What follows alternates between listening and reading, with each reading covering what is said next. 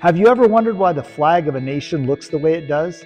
The colors and designs of national flags are generally not arbitrary, but usually represent a country's history, culture, or religion. Flag families are flag designs possibly linked by common traditions or geography. In Europe, many flags incorporate crosses indicative of Christianity, such as the flags of the United Kingdom, Norway, Sweden, Finland, Denmark, Greece, and Switzerland. Other European flags, such as the Netherlands, France, Germany, Italy, and Austria, share common striped characteristics. In the Middle East, national flags are generally limited to the four traditional colors of Islam: red, white, green, and black. Almost all of the national flags in sub-Saharan Africa were created in the late 1950s and 60s. While many may look similar, they can generally be divided into two categories: flags of British Commonwealth member states and those under former French colonial control. Flags of Asian countries tend to appear more diverse, largely because they were adopted as national symbols before European colonization came to that area.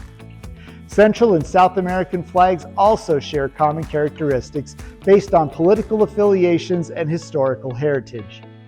This week, we will take a deeper look into the Union flag, or the Union Jack as it is also known. Of course, we're talking about the flag of the United Kingdom and two very special flags found here in the collection of the National Scouting Museum in this edition of Artifact of the Week.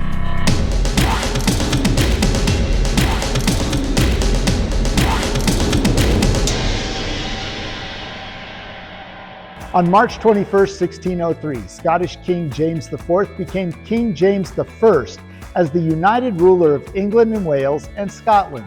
He took over the throne after the passing of his cousin, Queen Elizabeth I, who died unmarried and childless. In 1606, King James declared there would be one national flag to represent the new United Kingdom, as he combined the flags of England and Wales, which featured the Cross of St. George, who had been the patron saint of the country since 1270, with the flag of Scotland, featuring the Cross of St. Andrew, Scotland's patron saint. The rules of heraldry, which govern the creation of items such as crests, banners, and flags, particularly in Old Europe, prohibited the colors of red and blue from contracting each other, so a white border separates them, and thus the Union flag was born. On January 1, 1801, after the Act of Union of Ireland, the Cross of St. Patrick, the patron saint of Ireland, was added to the flag, giving us the flag we recognize today as the flag of the United Kingdom, or the British flag. Ireland remained a part of the United Kingdom until 1921, following the Irish War for Independence, when it became an independent and sovereign nation. Today, only Northern Ireland remains part of the United Kingdom and is represented by the flag. While the flag of the United Kingdom appears symmetric, the white lines above and below the diagonal red are different widths. On the side closer to the flagpole, the white lines above the diagonals are wider. On the side farther from the flagpole, the converse is true. In the collection of the National Scouting Museum, we have two special British flags. The first is a Boer War patriotic flag, which is the flag of the United Kingdom with a portrait of Baden, Powell placed in the center of the flag. As I was researching this flag, it appears there were other similar flags made with the likeness of Queen Victoria and General John French, a famous British cavalry officer during the Boer War, included on those versions of the flag. This flag is currently not on display. The second flag, which is now on display in the Founders section of the Scouting Heritage Gallery, is the personal flag of Baden Powell, which flew at his headquarters during the 217-day siege of Mafeking.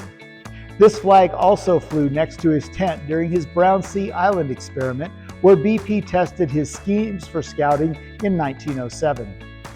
Following his retirement from the British Army, the flag was attached to a lance and placed in his office at Gilwell Park.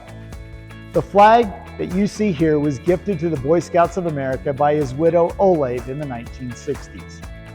That's all the time we have for this week. Join us next time as we continue to learn more about the history of the BSA through the collection of the National Scouting Museum and Artifact of the Week.